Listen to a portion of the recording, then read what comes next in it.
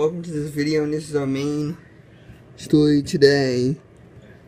This is Tropical Storm Hilda. We recently signed away to a tropical storm. Its convection is rapidly from exposing the system is rapidly lost orientation. The system really began to decouple overnight. As a result, the aircraft in this plane earlier found significantly weaker winds. And as such, the CPC rating was probably a little bit too high with this, and then they brought it just recently down into a tropical storm. Even though Recon found no hurricane force when deciding at flight level winds, even though they did find a 64 knot SFMR winds. And then you can see now the system's is not vertically stacked like it is last night. You can see the mid-level and low-level sense of decoupled earlier than I thought it would. This is an early what it did at this point in Guillermo's life cycle. And it seems like it's going to start moving westward soon. I mean, it remains to the south of the Big Island, even though there's heavy moisture is displaced to the north and to the east, and that should allow for potentially torrential rain, which may already starting to occur if the satellite is correct, to occur over the Big Island of Hawaii. And we can still see some pretty impressive rainfall totals from this, even though the center will be naked and it will be displaced probably to the south. You can see now this westerly, maybe southwesterly wind shear is really taking a toll on the system. But why there's really three threats for this? First of all, there's the rain threat. There's the wind threat, which will have to be a decent threat, even though it's just the flight level winds aren't very strong. I do still expect some tropical storm, maybe hurricane force wind gusts over the Big Island of Hawaii, just because they don't see this kind of thing very often.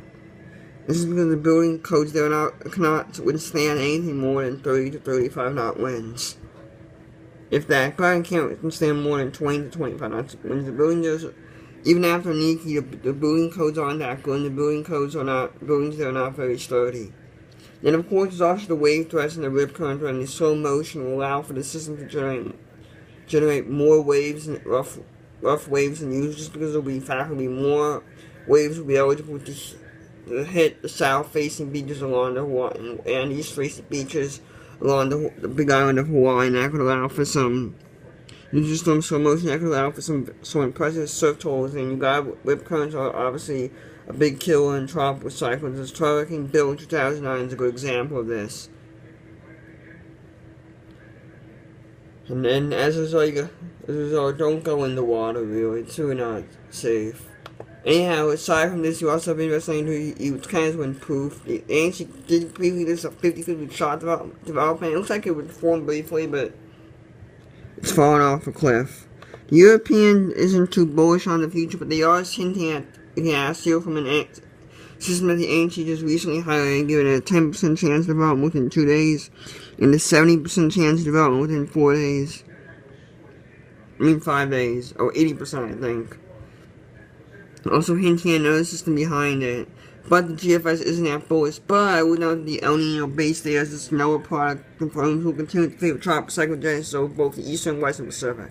Let's talk about the Western Pacific for a minute, because it looks like there will be 2 monster typhoons over the upcoming days if this 18Z GFS run is right. The 12Z GFS run wasn't.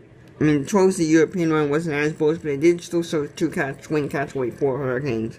Obviously there's a lot of them for error, but as we saw how the GFS European HWF were all consistently showing 2 sub-900 millibar tropical cyclones in Shanghai and Anka in early July, and that never really panned out. The Saudi war was under anticipated models, now it was an upper end catch weight 5, so we'll see.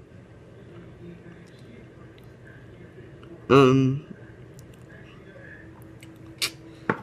have some interesting to see, because obviously the issues that the goal models can sometimes be too bullish. It'll be interesting to see structurally on where the two systems will either interact with each other and or inherit where I am. The situation is somewhat similar to like an Ivan Joanne situation we saw back in 1997.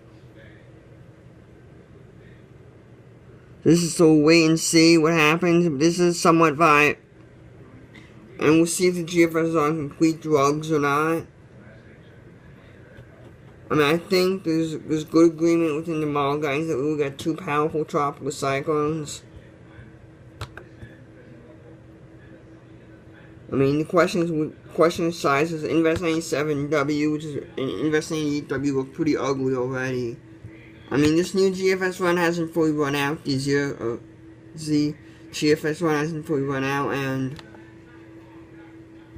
but I will say the GFS is pretty bullish on these two, and they're making these into pretty potent hurricanes in a few days. I will note, so with the moisture on for the system, that just if the GFS nominal or precipitation normally is correct, that the easterly one, which is Invest 98W, will have to deal with more dry air than the westerly system, which is Invest 97W.